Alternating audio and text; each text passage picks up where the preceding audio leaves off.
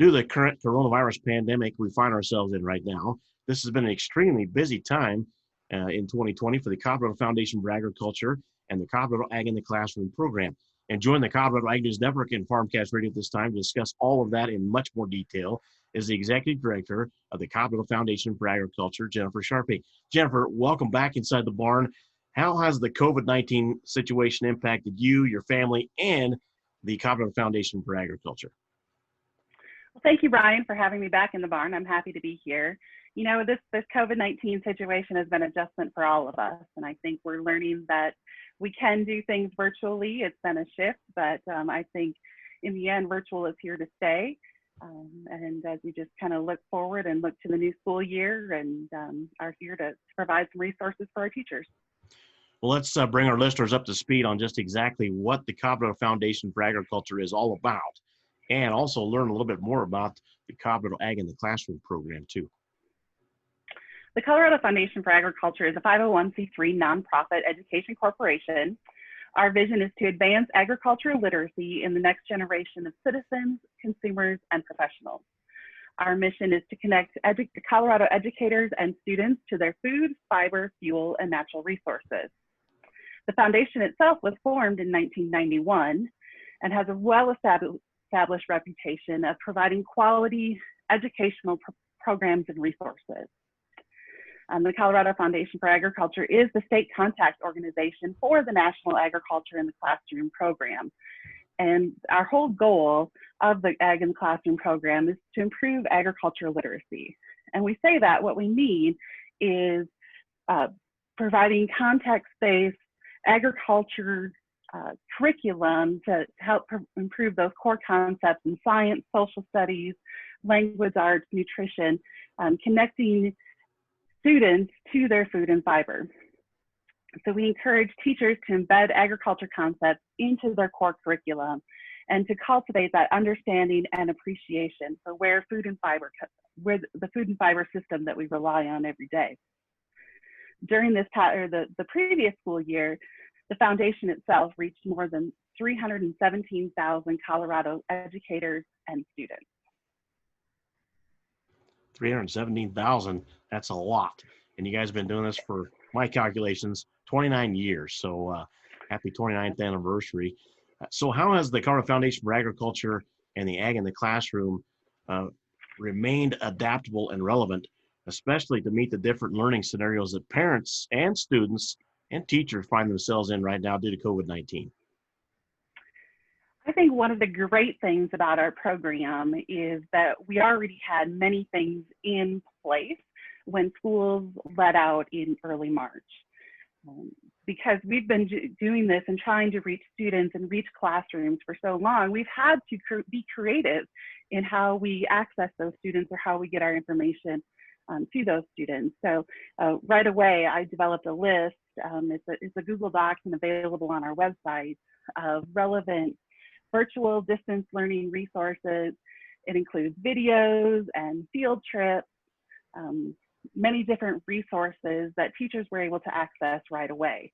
Now, as we look into the coming school year, we're learning that we need to do more of that and really just shifting some of our focus of the foundation. Well, let's delve a little deeper into the e-learning resources from the curriculum matrix that's online. What's that all about, and how can it help teachers and parents this school year?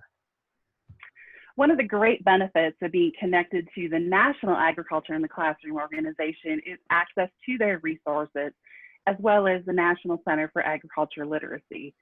They have developed and maintain a curriculum matrix, which is available on our website, which is growingyourfuture.com. But it's an online searchable database of lesson plans and resources that are free and ready to use for teachers and parents and anyone really. When COVID-19 started and everyone shifted to online learning, our National Center for Ag Literacy team really went to work to convert some of those lesson plans to an e-learning platform. And they divided them up into grades, into the different grade levels, so K through 12.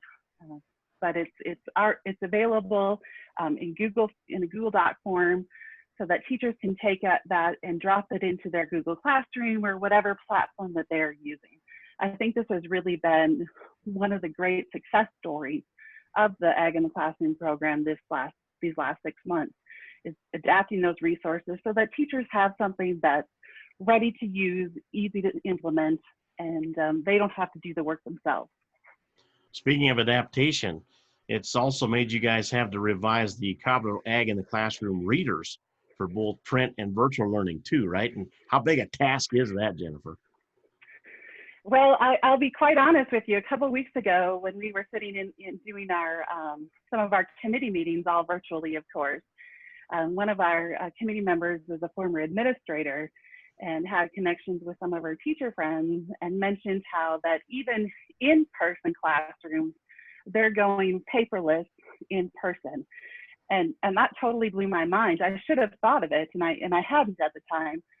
But most of what we do is in a print form. We send out 60,000 copies of the Colorado Reader. We have all of our activity books that are available in print. And we do know that there are teachers in classrooms that do prefer that print format. We hear it all the time. We know that they like it because it gets the students away from a screen time. It also allows them to write on something since they can't write on their textbooks. So it is one of our great programs. However, when you're having a classroom that's going paperless, so that they can prevent the spread, it just made us rethink that. So we are going to go through a process to revise the Colorado Reader, to revamp them so that they can be for print as well as a virtual platform. And we'll probably redo that virtual side of it so it can be available on several different virtual education platforms.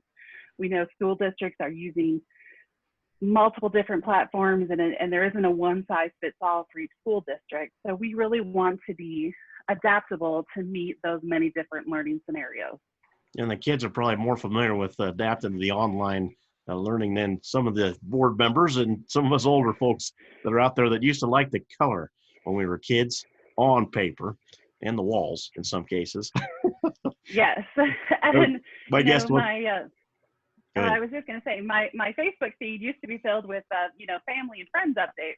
Now it's filled with group updates from all of these different virtual learning groups that I've joined just to be able to learn some of this stuff. And, for me, I'm a lifelong learner, so I'm embracing this opportunity. And I really think in the end, it's going to make our Colorado Reader program much stronger, because be able to be used in multiple platforms, and just the cool integration that some of these virtual learning platforms have is really neat, and I'm really looking forward to that. Well, there may be some positives that come out of this pandemic after all. My guest once again is Jennifer Sharpie, Executive Director at the Colorado Foundation for Agriculture. Now, just around the corner here, the 2020 Colorado State Fair is August 27th through September 7th in Pueblo. Hope I got those dates right. And it's been reimagined. Just exhibitors and parents will be allowed on grounds, and all the events are being webcast live on one platform or another. In fact, the barns provide the ones for the junior livestock shows and championship drives. The sale is going to be at liveauctions.com. But I also understand that the Colorado Foundation for Agriculture is providing about half of the programming with CSU students for the first ever Colorado State Fair camps, which will be available virtually online as well for Colorado kids. That sounds pretty exciting, but tell me more about how that's going to work. We are super duper excited about to be partnering with the Colorado State Fair and the Colorado Department of Agriculture to provide the first ever virtual state fair camp. Students will be able to watch from their homes. It'll be 4 afternoons starting Monday, August 31st through Thursday, September 3rd, beginning at 3:30 p.m. each day. The program is designed for students in grades 3 through 5. However, we welcome families and children of all ages to participate. We really want to get the families involved. There'll be hands-on activities, just a lot of great information and resources. It'll be content rich. It also brings in a little bit of fair theme programming with the education and agriculture literacy side of things. We have our CSU students are doing some demoing of different activities, like we're going to make bioplastics, we're going to do ice cream in a bag. So these are activities that families can do at home while we're demonstrating them. Of course, the virtual camp is free. It'll be live streamed on the Colorado State Fair website. Those sessions will also be recorded for viewing later, and they'll remain on the website. So if you can't participate during the week or during that specific time frame, you'll be able to go back and rewatch them. One of the neat things about this, and in the partnership with Colorado State University, is providing this Junior Colorado State Fair Ambassador Program. So we'll have information packets that will be that everyone can download from the State Fair website prior to each session. And if you complete some of that information, take a picture of doing the activities or participating in the State Fair camp, you can send that back in and become a Junior State Fair Ambassador. You'll receive passes to next year's State Fair, a cool little badge, and other sorts of treats. So what's the best way for those interested in attending the virtual State Fair camps to do so? Yeah, so the easiest way is to go to the Colorado State Fair website and register there. The sessions will be held via Zoom, so you register that way and participate. Or of course, if you don't register, then you can always, they'll be streamed online on the Colorado State Fair website. By the way, the theme of the, go ahead. Yeah. I didn't mean to interrupt you there. By the way, the theme of the 2020 Colorado State Fair is a walk on the wild side. That'll take place August 28th through September 7th, although we get started on the 27th with a junior livestock show for goats. But if you have any questions or want additional information, you can go to the State Fair website, once again, coloradostatefair.com, or check out the Facebook page. It's Colorado State Fair. And you can also call 719-561-8484 for the latest updates and information about the reimagined and modified Colorado State Fair. Now, also understand that applications are open this September for the Colorado Foundation for Agriculture's Outstanding Agriculture in the Classroom Teacher Award, too. Tell me more about that. Yes, we believe it's so important to recognize our teachers for the excellent work that they are doing in incorporating agriculture literacy into their classrooms. So we have the Outstanding Ag in the Classroom Teacher Award. Those applications will be open here the beginning of September. Our last year's winner was Cindy Pearson from Loma, Colorado, and the previous winner was Andy Klatt from Windsor. He teaches at Grandview Elementary, and he actually was one of our national award recipients. So we select a Colorado winner. Those applications will close in early November, and then that individual has the opportunity to submit their application for the national award. The Colorado winner does receive a $500 cash award, as well as a trip to the National Agriculture in the Classroom Conference, which will be in Iowa this year in June. I was just going to ask you that. Now, the Colorado Foundation for Agriculture is also developing a pilot program with West Greeley Conservation District to provide after-school science programming for upper elementary as well as middle school students in the Greeley, Evans, Windsor, Severance area. Explain what that program is all about and how it may impact those participants that take part in it. So this is something that we've learned in this time of COVID-19, in that to be able to provide virtual learning opportunities. And this summer, the West Greeley Conservation District has been doing a school club or a camp on pollinators. And they asked us to partner with them to bring this to an after-school program for schools that serve, that the West Greeley Conservation District serves. So we're going to be doing, it's actually a 4-day course, and we're going to do for that upper elementary and middle school ages, with a target of trying to reach as many of those school districts and students in those school districts as possible. So this is kind of a cool new venture, and I think it's one of the great, and could be one of the great success stories of COVID-19. Again, it's just learning how to adapt in this virtual environment and the possibility of being able to reach more students through this virtual platform. Well, the barn is a big fan of the West Greeley Conservation District because my family's a member of that. But you guys, I mentioned it was a pilot project, so you have plans maybe to expand this maybe outside this area and go statewide? Yes. I think what's great is we can start this as a pilot and work with such a strong organization of the West Greeley Conservation District and put our two organizations and resources together, work out all the kinks, and then hopefully expand that to other partnering organizations in Colorado, whether it's with conservation districts or other groups that are able to, are interested in providing this sort of after-school virtual program for students. Well, that sounds like a great program. Wish you guys all the best in that.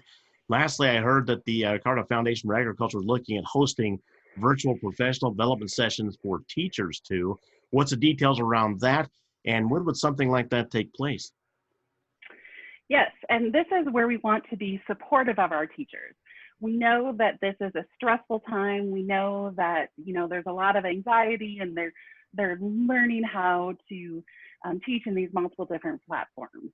We also know that we have resources to be able to assist in that.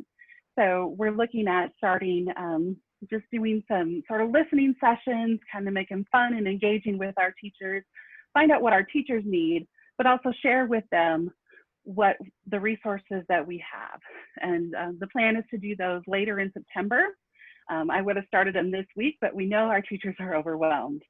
So we need to give them a little bit of time to get their feet wet, get situated, and then we'll try and make that happen, and it'll be fun and engaging, and hopefully an idea sharing session that we can all learn from. And, you know, we're all in this together, and the more we can work together and communicate our needs and our resources, I think we'll all be better off in the long run. So Jennifer, if there's parents or teachers or individual business owners who would like to become maybe a sponsor of the Colorado Foundation for Agriculture or the Colorado Ag in the Classroom program, or want to learn more, what's the best way to do that once again? Yes, we appreciate our sponsors so much. The entire budget of the Colorado Foundation for Agriculture and all of our programming relies on our sponsorship dollars, whether it's from individual donations, whether it's corporate or business sponsorship, or whether it's through grants. So we definitely appreciate those sponsors and thank everyone, and just make that plea that to help support our programming, to keep agriculture in the classroom. We accept all those donations, and again, those are tax deductible. And the best way to give is to visit our website, which is www.growingyourfuture.com, and then click on the donate button, and you'll find a link to either an online donation page, or you can print off one as well and write a check. I know we've covered quite a bit, and it's been a while since I've had a chance to sit down and visit with you because you guys have been really busy, but any final thoughts or something we might have missed? I just would like to reiterate that, you know, we are here, we have resources available, and we are trying to stay adaptable and relevant, and understand our teachers' need. Our mission of connecting educators and students to their food, fiber, fuel, and natural resources is something that myself and our board is fully invested in. And, you know, we're just going to continue to charge on and provide those resources, whether it's virtual or in print or whatever the next thing might come about or that we might be faced with. But we're just going to continue to meet that mission and really try to advance agricultural literacy. Those comments once again from my guest, Jennifer Sharpie, Executive Director of the Colorado Foundation for Agriculture, a 501c3 nonprofit education corporation with the vision of advancing agricultural literacy in the next generation of citizens, consumers, and professionals. The Colorado Foundation for Agriculture's mission is also to connect Colorado's educators and students to their food, fiber, fuel, and natural resources, as Jennifer mentioned. You can view annual reports, check out the available resources, and there's tons of them online, and get other information about the Colorado Foundation for Agriculture or the Colorado Ag in the Classroom program by visiting growingyourfuture.com. We'll put links adjacent to this interview. Thanks again, Jennifer. Much appreciated. Thanks, Brian.